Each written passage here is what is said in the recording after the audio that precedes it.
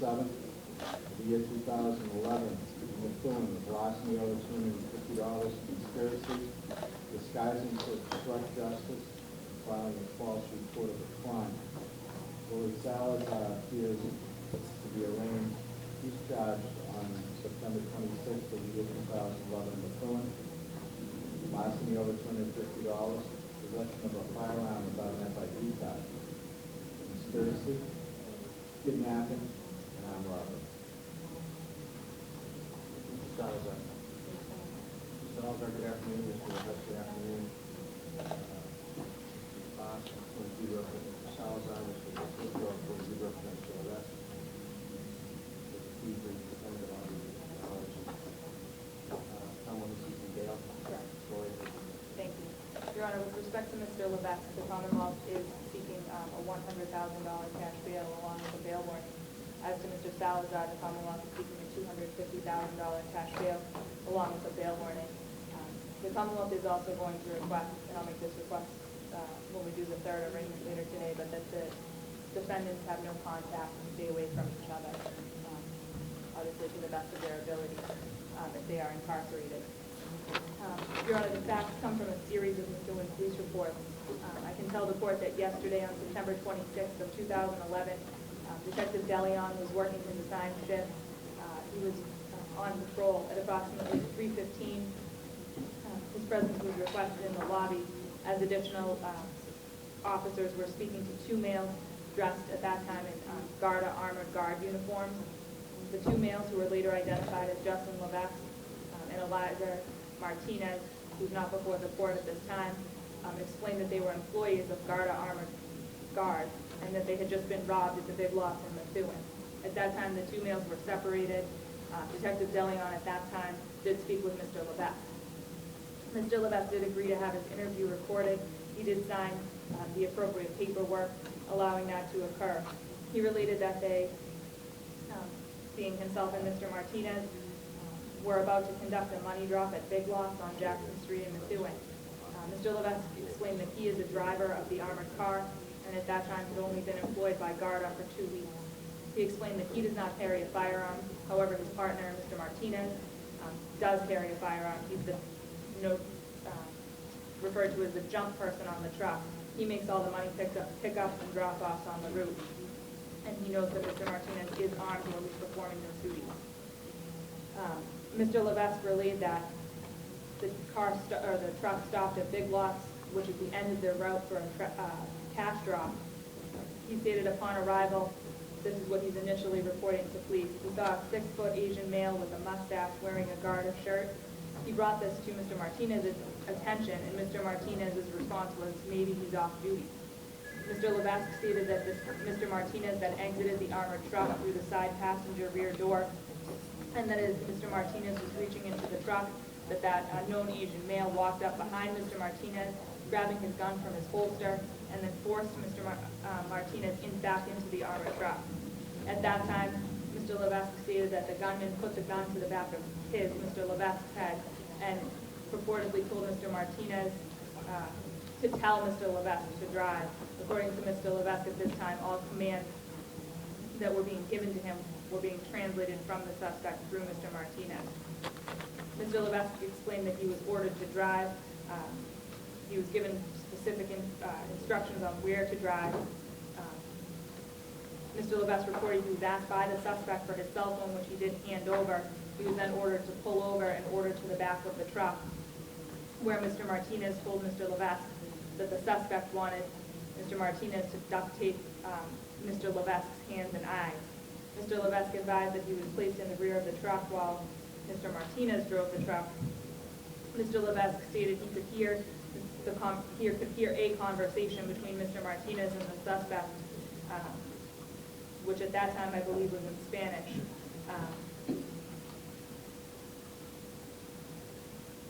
And he could hear what he believed was the two unloading the money. Mr. Levesque stated that after that happened, the suspect had Mr. Martinez drive to a location. The suspect then left the vehicle. Once the suspect left the vehicle, Mr. Martinez jumped into the back of the vehicle, pulled the duct tape from Mr. Levesque, and as Mr. Levesque reported at that time, they began hugging. They then drove to the Methuen Police Station with Mr. Levesque driving the truck. I will detail I can tell the court, in speaking with the two parties separately, Mr. Martinez and Mr. Levesque, police noticed several inconsistencies within the statement. Both men were offered the opportunity to take a polygraph test.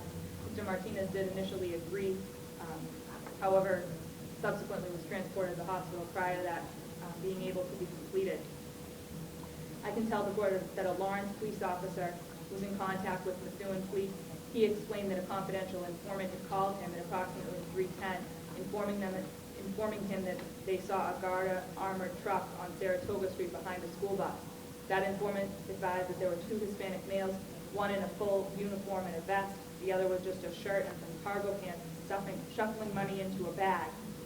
The informant stated that once the buses began to move, the two Hispanic males jumped back into the armored truck, moved a few yards, and then began loading money into a bag.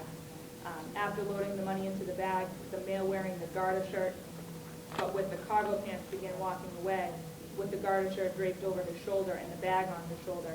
The fully dressed armored guard jumped into the driver's seat of the truck and pulled away quickly. Police did respond to the Foley Family Hospital where Mr. Martinez had been transported. They did gather some information from, I believe, his girlfriend. She provided information that one of the people he spends a significant amount of time with is his cousin, Willie. That person was later identified as Mr. Salazar, who stands before the court at this time.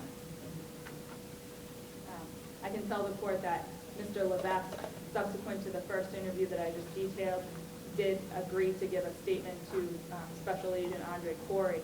During that statement, he did detail the actual, what actually took place. He indicated that himself and Mr. Martinez, his partner in the truck, told him that last Thursday, he, Mr. Levesque, and Martinez were going to rob a Garda truck. Martinez stated he knew people who'd stolen $80,000 from the company and walked away with no incident. Mr. Martinez said they would split the money. He intended to steal approximately $300,000, meaning $150,000 for each, Mr. Martinez and Mr. Levesque. Mr. Levesque, however, stated that he was not aware that any other individuals were going to be part of the robbery. He was told by Mr. Martinez that when the money was stolen, it must be during the best time of day when no one's around. The money was to be put in a duffel bag. In the duffel bag, the truck was supposed to be pulled over by the woods and act as if the truck broke down. The duffel bag was then supposed to be put in the woods. And the story was to be that once the truck pulled over, allegedly having those problems, the story would be that they were held at gunpoint and that the car was robbed. On the date of the alleged robbery, September 26th, the route actually started in Rhode Island where Mr. Levesque lived. He drove up and met Mr. Martinez in Nita. They had collected from over 40 locations that day. Mr. Levesque noted that Mr. Martinez made it known to him that after a collection at Macy's at the Rockingham Mall, the bag was close to $70,000. Mr. Levesque stated that Mr. Martinez did not tell him that the planned robbery was to take place this day or where it was to take place, specifically at the Big Lots. When they got to the Big Lots with Mr. Levesque driving the truck, a suspect with the Garda shirt approached the truck and waited at the entrance of Big Lots. As Mr. Martinez backed out of the side of the truck, the suspect pushed him in, took his gun, and pushed Mr. Martinez into the passenger side of the truck. The suspect pointed the gun at Mr. Levesque's head, and Martinez indicated that the suspect wanted Mr. Levesque to drive. He did detail the portion, as I've already stated, with the duct tape, Mr. Martinez attempting to cover Mr. Levesque's eyes and tying up his arms with the duct tape. Mr. Levesque stated that when the duct tape was removed from his eyes and arms, he was told to drive the truck to the Methuen Police Department. Mr. Martinez made it clear to him, Mr. Levesque, to say that it was a red car that the suspect drove away with, as opposed to the green car that had been discussed the week prior. I can tell the court, Mr. Levesque indicated the reason for his initial planning and participation in a potential robbery, and the reason he didn't come forward earlier was he was afraid to lose his job and be considered a suspect in other robberies.